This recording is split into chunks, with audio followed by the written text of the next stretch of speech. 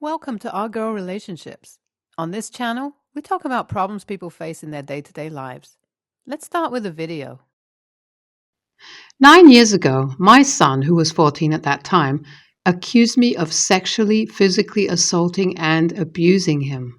And I had no proof to defend myself, and his mother also testified that I domestically abused her and forced her to have physical relationships with my coworkers, even when everybody testified that they never had any kind of sexual relationship with my wife, and the whole forcing her to have it is utter BS. She won the case, and even when she was the one who was a drug addict and cheated on me for several years with many other men. So as a result, I got jail time for 7 years and a fine of $100,000 and a restraining order that I had been put on for 2 years after my release. It was for me to keep distance from my son as well as my wife. I got released 3 years ago, and since then, I've been trying to get my life together. I first started working on myself, went to the gym and got therapy on my friend's recommendation, and honestly, it worked wonders on me. And now I have a good job, a good earning side business. I am loved by my girlfriend, and we are about to have our first child in 4 more months.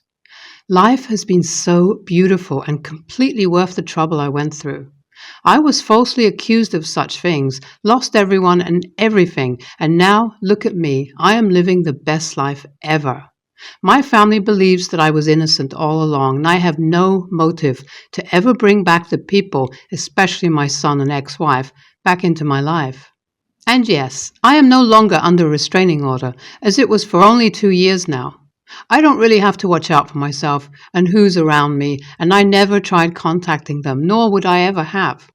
I'm not okay and never will be okay for the fact that they accuse me of some heinous crime that I have never committed in my life, and not only accused but also ruined the 9 years of my life and made me out as the bad guy. The suffering and everything traumatizing inside that place is something I would never forget and forgive them for. Yesterday afternoon, a man around 21 years old reached out to me, and the voice felt really familiar, except it was more mature. I cut the call immediately because I knew this will get me on serious issues, and I don't want that. To be more honest, I'm scared that he will do something again and accuse me of some things that I never did, and I will miss out on the life of my child who is yet to be born, and my wife, whom I love so much. He kept on calling, so I asked my lawyer what I should be doing. He told me to pick up the call and record the whole conversation, and maybe if he speaks and admits to all the lies he and his mom had fabricated against me, we can sue them. That was actually a good idea if you think about it, and I really would like to clear my name and sue them for defamation and have that last laugh. They really did ruin my life, and because of that, I lost 7 years of my life. I would love to do that. So I pick up the call after he calls me for the 9th time, and all I can hear is him sobbing and crying, calling me Dad. In 9 years, I have never heard him call that, so of course every memory of us playing with laser swords, baseball, and going to the park and everything came flooding to my mind, and for one moment I forgot all those hardships of 9 years that I went through. But this wasn't the time to be weak, thinking about the good times. No matter how much I hold on to those memories, it doesn't change the fact that they made me a criminal and had me bear all the humiliation that I got. And they did all of these for what? Honestly, I myself don't know why my son would actually do all that to me.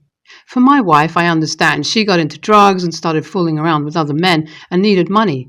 But my son had literally no reason to do that to me, because I always tried my best to be the best possible dad to him, because it was my duty and responsibility. Okay, I wasn't the best dad for sure, but I tried, right? But he remained ungrateful. After he starts speaking, it gets more clearer and clearer as he speaks. He is crying, apologizing, and asking to give him one more chance in his life, or at least he deserves to give an explanation, and asks if I could meet him in person and talk, because he wants to see me and he regrets doing whatever he did with me. I told him okay and told him I would send him time and place through text that would be okay. The restraining order isn't in place anymore. I have completed my time period for that, and as I have talked to my lawyer before, and he's told me that he's already updated it into the papers, so there was no way I could get into further legal trouble unless my liar son decides to lie again.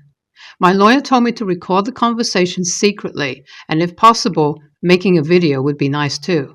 Then I texted him the place that we decided a public cafe would be nice because he tries to plot something to make him look like the victim. We would have proof to defend ourselves by using the people around. We are to meet this Sunday, and I honestly can't know all his explanation and directly put him off my life. My wife is scared, but she also wants me to clear my name so I could go back to living a respectable life in society. And about a little background, on my previous marriage, it was just miserable. I was adjusting every day, bearing with her cheating, just because I didn't want my child to be from divorced parents, dealing with her crazy drug antics and her stealing and crap. So in total, it was miserable, like really miserable from all directions. Right now, when I'm typing this, it's Sunday evening. And we met today in the morning, and as pretty much the day is done and gone, we two have concluded a lot of things. So my previous wife had died 5 years ago from a drug overdose. And since then, my son has been living in very tight conditions. So if you see the pattern, you can tell that he just saw me doing well and thought to himself that I would help him out financially, so he decided to step in at the right time. Okay, it was all just to fulfill his own selfish desires and be the left-put person who is nice but desires nothing but drama and being the victim. When he had time for explaining himself, he told how I was the best father and how he gave into his mom's false planning and traps and had decided his mother because he was a guy and his mother had taught and rehearsed the whole thing in the court, and if he did say that, the mother baited they would start being more financially stable and live a better life than they did. So it completely made sense why the son had lied about the whole thing. The more I thought about it, the more I realized how he really had nothing to say in all these, but it was my wife who manipulated everything and made evidence against me. I told him to get back home and just let him do what he was supposed to and told him that I forgave him. And when he walked away, he talked about reconnecting. I said a firm no, because he isn't that trustworthy till now. I told him to get back home and let him do what he was supposed to and told him I forgave him, and when he talked about reconnecting, I said a firm no, because he isn't that trustworthy till now. My lawyer and I have enough evidence to clear my name back, and we have a recording of my son saying if he goes to the police station and says everything, would I take him back into my life? It was all completely complicated, and when I told my wife about everything that happened, she was scared if I would go back to the point of being an idiot and trusting my son again, which I ain't doing anymore. So I don't know if this will be significant to many, but we actually took the defamation trial to the court against my son, and through all the proofs we have won the defamation trial, and we are also going to get him the deserving punishment for lying under oath to the jury and putting heinous claims against me, and I don't care. I don't miss him. I want him to get what he deserves for ruining my life. His age doesn't matter. You all assumed he was 21, but in reality is actually 23, so it's a good time for him to lose 2-3 years of his life and realize how it felt. And he has $50,000 to pay in fine, and he has tried being in contact, but guess what? I would be keeping my distance. I just don't care. He could have taken a stand for me a little sooner and saved my life. He had the power, but he didn't, and made the free will decision to ruin my life. So here he goes, getting what he deserves. And we have our daughter with us now. She was born 2 days ago. She is completely healthy and fine. She's a brunette with blue eyes, so she would be breaking hearts when grown up. So we're all happy in every way. I don't know about the law, but wasn't the son like 15 when he testified and lied, when he said all that to accuse OP? No, I am happy, but he was just a child, so yeah, maybe he should have let it go and got over the fact and Started being distant, the distant one, and for all? I see no wrong here. He got what he deserved, and in the USA prisons, if you go in for woman and child abuse cases, life inside prison isn't easy.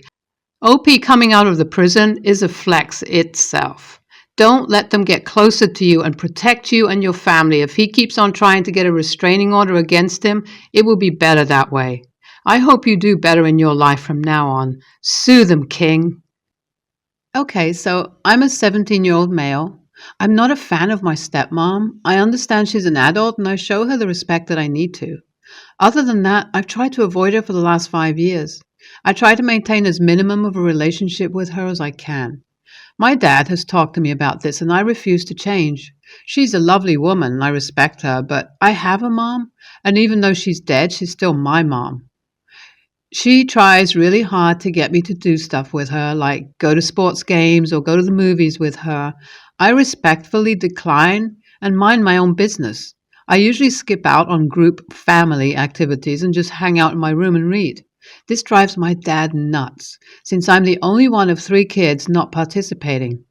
I always tell him I'm not bothering anyone by chilling in my room and reading or watching Netflix. I don't like participating because I don't want to play happy family with people I'm not close to.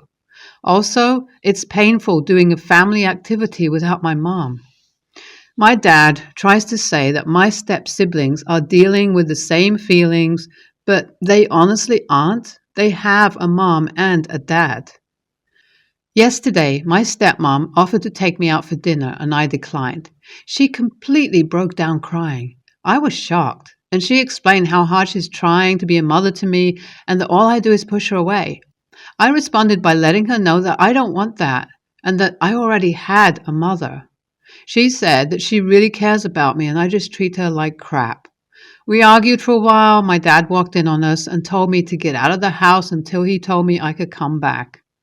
Keep in mind we rarely fight, so my dad took it very seriously.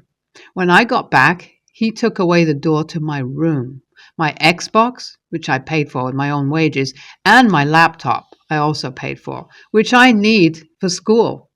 I especially need it because I have an online final for school next week and all of the review material is online.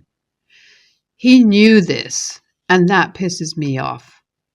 I knew where he hid my laptop, and I grabbed it along with a few pieces of clothing and left. I drove to my grandma's and explained what happened. She said that I'm free to stay with her as long as I want, but no matter what, I need to acknowledge that I've been acting like a dick to my stepmom. I don't think I'm acting like a dick. I think I've made it clear I don't want a relationship with her, and no one respects that. I'm planning on staying with her until Wednesday, so I can use my laptop for the online final without fear of it getting taken. AITA? NTA, as long as you're being truthful about being respectful when you decline outings and family activities. You are not looking for a mother figure in your life, and you're also 17, which is old enough to choose that for yourself. You're also not impeding or interrupting their family activities. With that said, you're almost 18. Your dad and stepmom are not obligated to house you or provide for you in any way after that, so keep that in mind when making decisions. Is the possibility of losing that support worth it to you? Avoiding spending time with your father, stepmother, and stepsibs when they are all decent people because you don't want a new family, you want your mother 5+ years after she died, suggests that you are still stuck in a bad place in your grieving and probably need grief counseling. If that is so, NaH, but if your father doesn't get you into therapy, he will be TA. Quick background. I've been in a 4-bedroom house for a while now, but my roommates just signed a lease. There's 3 of us in a 4-bedroom. The 4th bedroom is our living room. When I listed the place on the roommate search Facebook group, I listed it as a 3-bedroom and made it clear that it's a living room, not a 4th bedroom. My roommate John, signed lease at the same time as Harry, room is locked. He isn't here for the summer, but is paying rent. He's using it as storage. My other roommate, Harry, moved in 3 weeks ago.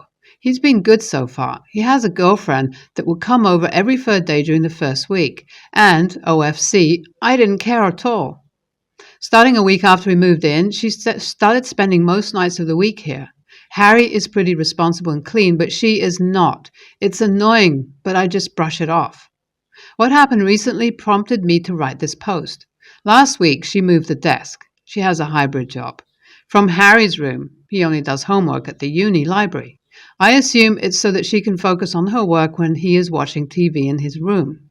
Last Thursday, while I was watching TV in the living room, she asked me to leave because she had work to do.